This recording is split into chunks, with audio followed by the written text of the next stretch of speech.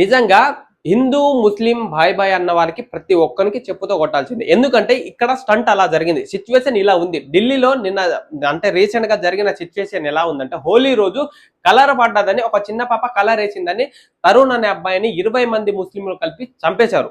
కిరాతంగా చంపేశారు. దీని గురించి క్లియర్ కట్ గా మాట్లాడుకుందాం. హాయ్ గైస్, నా పేరు Suman. Welcome back to Chennai channel. కొత్తగా వచ్చేటప్పుడు మన ఛానల్ సబ్స్క్రైబ్ చేసుకొని దయచేసి లైక్ చేయండి మామ. అలాగే లైక్ చేస్తే హైప్ ఉంటుంది.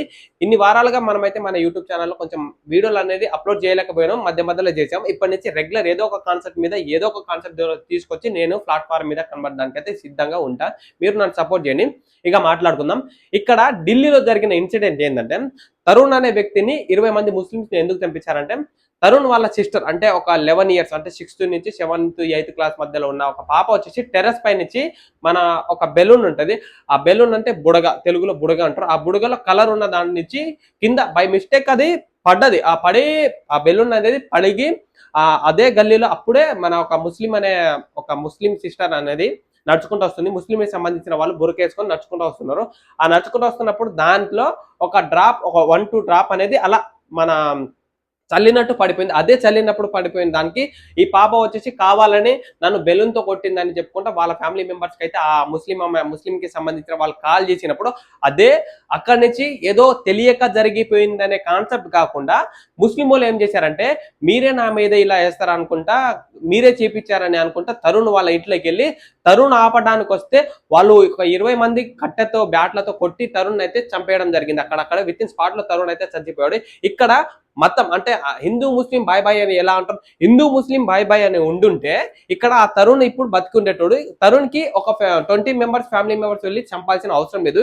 ఇక్కడ ఒక చిన్న పిల్ల చేసింది కదా, ఆ చిన్న పిల్ల ఇన్సిడెంట్ వల్ల జరిగిపోయింది, ఫ్లోలో జరిగిపోయిందని అక్కడ మర్చిపోవాల్సి ఉంటుంది. కానీ ఇది కావాలని చేసింది. ముస్లిం పేరు మీద కొంతమంది ఉగ్రవాదులు లెక్క నాకైతే అనిపిస్తున్నారు. ఎందుకంటే అలానే లోపల ఉన్న వాళ్ళ మనోభావాల మనుషులు అన్ని దాచుకొని ఎప్పుడు రివీల్ చేయాలో అప్పుడు చేయాలనుకుంటా. దానికి తగిన ఫలితం అయితే దొరికింది. ఆ ఫలితం కూడా క్లియర్ కట్ గా చెప్తా.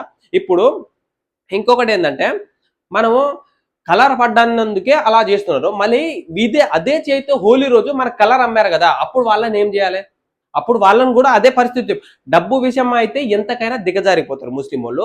కష్టపడేదానికి దీనికైతే ఎలాంటి రాదు. ఇలాంటి కలర్ వేసేదానికి మత పర్పస్ మీద మతం అడ్డొచ్చిందని ఇంకా పైనుంచి మన నరేంద్ర మోడీ కావాలని ముస్లింని టార్గెట్ చేస్తున్నారు, యోగి ఆదిత్య ముస్లింని టార్గెట్ చేస్తున్నారు, పైనుంచి అనడం. ఇక్కడ చూస్తే వీళ్ళ బిహేవియర్ ని చూస్తే ఇలానే ఉన్నట్టు కదా, నాకైతే ఇట్లనే అనిపించింది.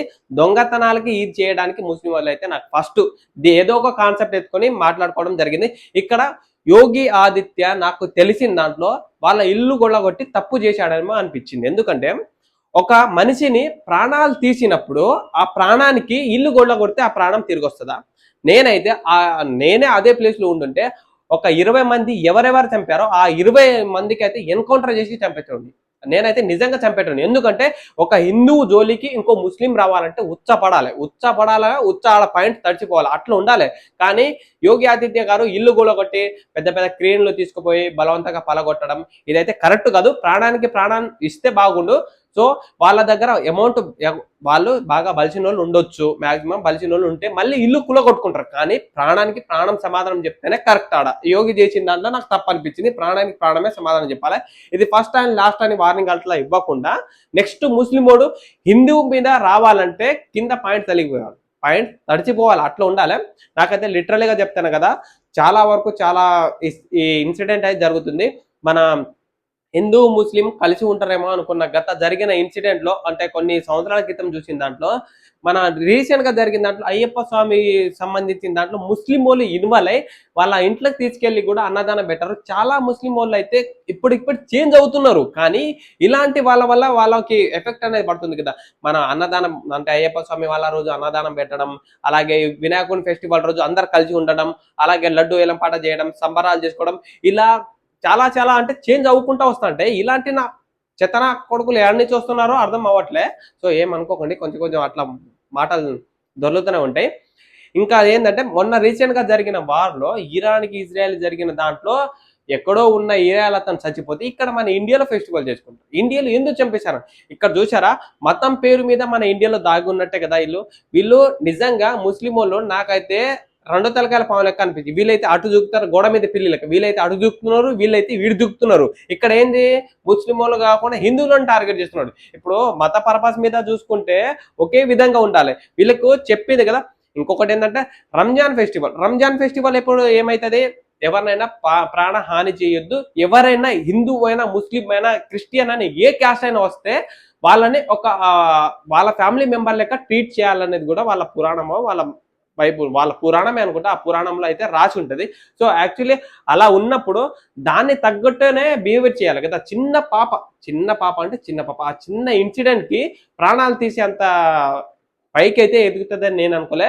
దానికి తగినప్పుడు ఎలా అంటే అక్కడ ఉన్న గవర్నమెంట్ అంటే వాళ్ళ అందరు కలిసి ధర్నా చేయడం జరిగింది, రోడ్ల పైన వెహికల్ ఆపడం జరిగింది. ఆ ఇన్సిడెంట్ జరిగిన తర్వాత ప్రభుత్వం అనేది బయటికి రావాలి.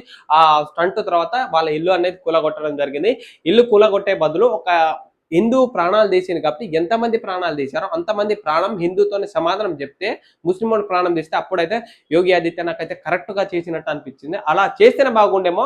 ఎందుకంటే నెక్స్ట్ ఫర్దర్ గా ఇంకో ఇన్సిడెంట్ చెయ్యాలంటే చాలా వరకు హిందూ వాళ్ళ మీదకి రావాలంటే ముస్లిం వాళ్ళు భయపడతారు.